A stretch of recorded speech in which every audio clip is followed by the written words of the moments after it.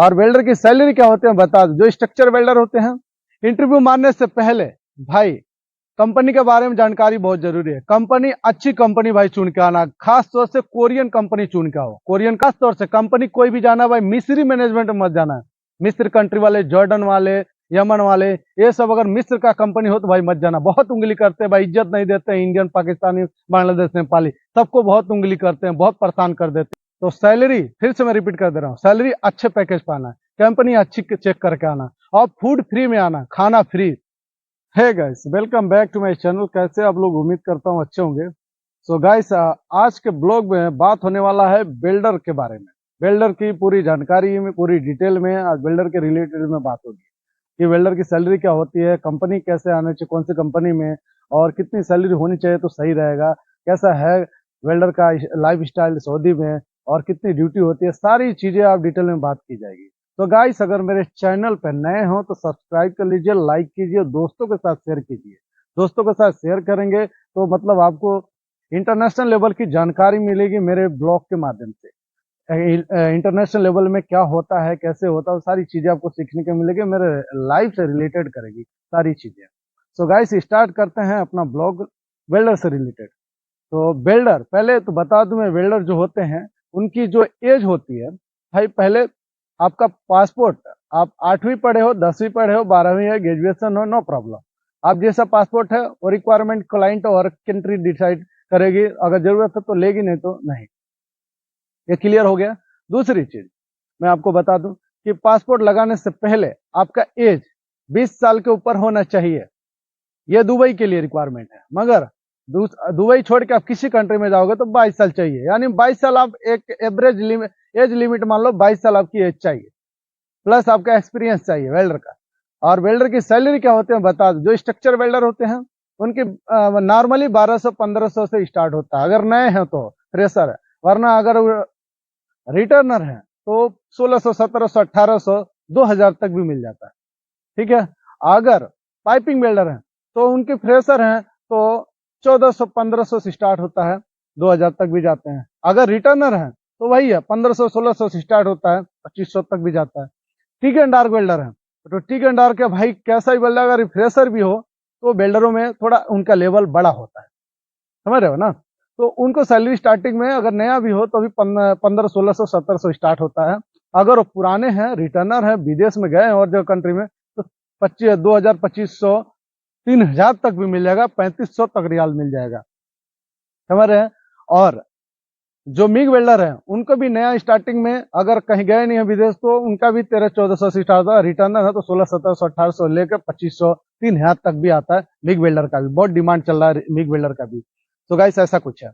और दूसरी चीज, इंटरव्यू मारने से पहले भाई कंपनी के बारे में जानकारी बहुत जरूरी है। कंपनी अच्छी कंपनी भाई चुन के आना, खास तौर से कोरियन कंपनी चुन के आओ। कोरियन कंपनी अच्छी होनी चाहिए तो बेटर रहेगा, समझ गए। कोरियन कंपनी होनी चाहिए, चाहे कोई यूरोपियन कंट्री का कोई कंट्री का कोई कंपनी होना चाहिए, वो अच्छा है। और 1 साल की छुट्टी जरूर दिमाग में लगा लेना कि हमें 1 साल की छुट्टी चाहिए।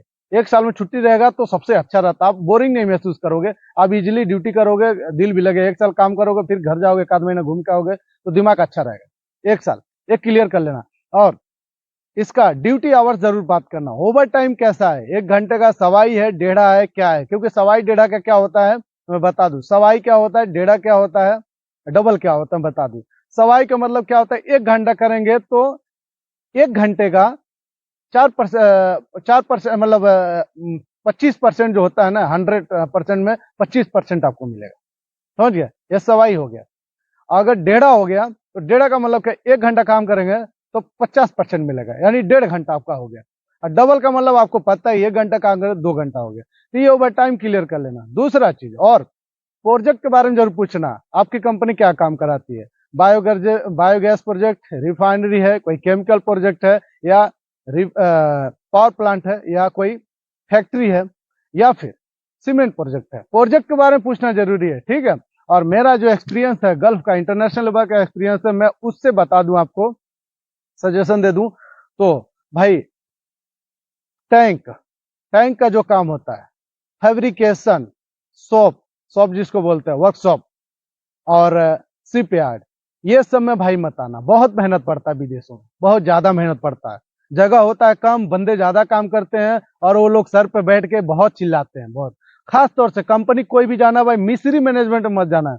मिस्र कंट्री वाले, जॉर्डन वाले, यमन वाले, ये सब अगर मिस्र का कंपनी हो तो भाई मत जाना। बहुत उंगली करते हैं भाई, इज्जत नहीं देते हैं। इंडियन, पाकिस्तानी, बांग्लादेश, नेपाली, सबको बहुत उंगली करते हैं, बहुत परेशान कर देते हैं। ये लोग सुनते नहीं है, मालूम है, बहुत परेशान करते हैं, बहुत जलील करते हैं। और दूसरी चीज, कंपनी भाई जिस कंपनी का इंटरव्यू मारना उससे पहले क्लियर कर लेना भाई, तुम्हारा वीजा रहेगा कि सप्लाई का रहेगा, क्लियर कर बता देना।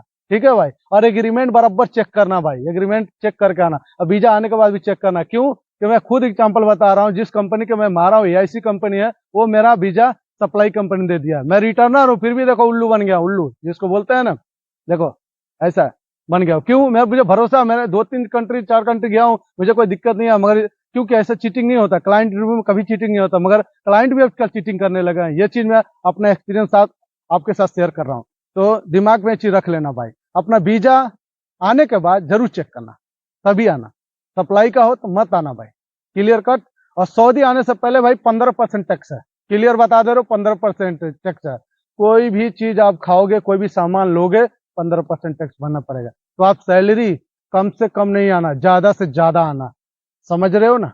और क्लाइंट के सामने अच्छे से दिल लगा के बात करो, पूरा बढ़िया से फेस करना, इंटरफेस कर बात करना, जबरदस्त एकदम बात करके। और पेमेंट ज्यादा से ज्यादा लेकर आना। नए हो ठीक है, कोई बात नहीं, मगर सैलरी ज्यादा लेकर आना। यहाँ आने के बाद भाई कम सैलरी में दिक्कत होती है, मैं क्लियर कर बता देता हूँ। आप इस बात को भाई इग्नोर मत करना। जो हमारा बताने का जो जो मेरा ये समझ है ना, मैं अपने हिसाब से जो जितना मुझे पता है मैं वो बता रहा हूँ। जो मैं एक्सपीरियंस इंटरनेशनल लेवल पे मैं लिया हूँ, वही मैं आपके साथ शेयर कर रहा हूँ। कम सैलरी पे भाई मत आना। सैलरी आपको 1500 दो, कम से कम कितनी भी सैलरी हो, 1500 से कम कम मत आना भाई। एक एवरेज सैलरी होती है 1500। इंटरनेशनल लेवल पर आते हो तो एक ब्रांड वैल्यू भी होना चाहिए। ये जरूरी नहीं है हम लोग गरीब हैं तो हमारी ब्रांड नहीं होती, किसी कंपनियों की होती है, अमीरों की ब्रांड होती है। नहीं नहीं, ऐसा मत सोचना। ब्रांड वैल्यू होता है, एक स्टैंडर्ड लेवल बनाया जाता है कि हमारी सैलरी कम से कम इतना होना चाहिए। एक इंटरव्यू नहीं, 2 इंटरव्यू, 3 इंटरव्यू नहीं, 4 इंटरव्यू, कोई इंटरव्यू होगा। अब इंटरव्यू में आते इंटरव्यू से ही आपको लेवल पता चल जाएगा क्या होता है स्टैंडर्ड लेवल। तो एक ब्रांड वैल्यू बना के रखना खुद का है। सैलरी 1500 से कम मत आना। महंगाई हर जगह बढ़ गया, और सऊदीया भाई खास तो सबसे ज्यादा महंगा है। दुबई, सऊदी, ओमान, कुवैत, कहीं भी। और सऊदीया का एक चीज और बता देता भाई, मेरी और भी वीडियो है, जाके देखना। मेरे पास सिम कार्ड फ्रॉड हुआ है, सिम कार्ड फ्रॉड किया गया, वो भी देख लेना। और दूसरी चीज, सऊदीया के अंदर भाई रिचार्ज बहुत महंगा है, बहुत महंगा है सिम। ये मैं बता दे रहा हूँ क्लियर, ठीक है। रिचार्ज बहुत महंगा है यहाँ पे, इस चीज को ध्यान में रखते हुए तब आना। और नहीं तो अपने आसपास जानकारी वाले किसी बंद, अगर नहीं आया हो तो भाई किसी अपने जानकार बंदे से, अपने पहचान वाले से जानकारी ले लेना, तभी आना भाई, समझ गए। जानकारी लेके तब उसके बाद विदेश आने की तैयारी करना। और मैं आपको नंबर दे रहा हूँ, डिस्कशन नंबर दे रहा हूँ लाइसेंस वाले ऑफिस का, जिसका नाम है सिगुल इंटरनेशनल ह्यूमन रिसर्च सेंटर, जो बॉम्बे में है, अभी हेड ऑफिस है। गुजरात में भी है, बड़ौदा में, और दिल्ली में भी है। मैं उसका नंबर डिस्क्रिप्शन में डाल दूंगा, आप उससे चेकआउट कर लेना और उससे बात करना। हाँ, मैं नंबर डाला हूँ तो विश्वास मत करना भाई, मैं नहीं, कोई भी हो दुनिया का, विश्वास मत करना। इधर से सुनना कान से, ये आंख से देखना, इधर से सोचना, आया समझ में। और इधर से सोचना मतलब इंक्वायरी करना, अच्छे से जांच पड़ताल करना, इंक्वायरी करना, उसके बाद तब जाके क्लियर कट करना। और जो मैं नंबर देने वाला हूँ वो ऑफिसर का है, ऑफिस का डायरेक्ट है, कोई फेक नहीं है। मैं सर्टिफाइड मैं कर रहा हूँ, मगर विश्वास नहीं कर रहा, मैं खुद का बोल रहा हूँ। मैं हूँ या कोई भी हो, विश्वास अलग चीज हो गया। अपना एक इंक्वायरी करना, खुद का ऊपर सेल्फ कॉन्फिडेंस रखना खुद के ऊपर, ठीक है। ये चीज भूलना नहीं भाई, फ्री के पैसे नहीं डूबना चाहिए, मेरा मकसद यही है। मैं खुद गरीब हूँ, मैं खुद नॉर्मल हूँ, मैं जानता हूँ पैसा डूबना हमारे गरीबों का और हम जैसे लोगों के लिए कितना साइड इफेक्ट करता है, बहुत मुश्किल हो जाता है। तो बंदा वहां से अपनी जो सोच रहता है, जब डूब जाता है, हार जाता है, तो वहां से उठना बहुत मुश्किल होता है किसी इंसान के लिए। तो ऐसा नहीं होगा, आप लोग आगे जाइए, आगे बढ़िए, मेरा ये सोच है, समझ गया ना। तो सैलरी फिर से मैं रिपीट कर दे रहा हूँ, सैलरी अच्छे पैकेज पर आना, कंपनी अच्छी चेक करके आना, और फूड फ्री में आना, खाना फ्री, खाना बनाने वाला में नहीं आना। खाना फ्री नहीं है, कंपनी छोड़ देना, खल्ली वल्ली कंपनी, समझ गया ना। और यहाँ 10 घंटे ड्यूटी कम से कम आपको करना ही पड़ेगा, 10 घंटा 12 घंटा ड्यूटी। और यहाँ एक चीज और है, यहाँ जहाँ ड्यूटी करोगे, जहाँ रूम रहेगा, वहां से आपको ट्रैवलिंग करना पड़ता है, सफर करना पड़ता है गाड़ियों के साथ। जहाँ आपका काम होता है दूर रहता है, कहीं होता किसी का 40 मिनट होता है, किसी का 35 मिनट होता है, किसी का 1.5 घंटा होता है। तो आने जाने का सोच लो, 2-2.5 घंटा आपका फ्री में गया। 10 2 12 हो गया, 1 घंटा लंच हो गया, 13 हो गया, एक आध 1.5 घंटा पहले जागोगे नहीं तो कैसे जाओगे ड्यूटी करने?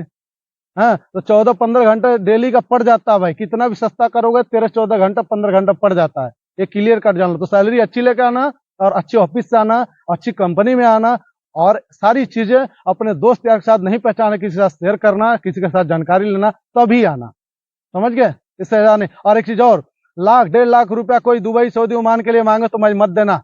ज्यादा है ज्यादा उसका चार्ज है 50,000 45,000 55,000, इससे ज्यादा का चार्ज नहीं है।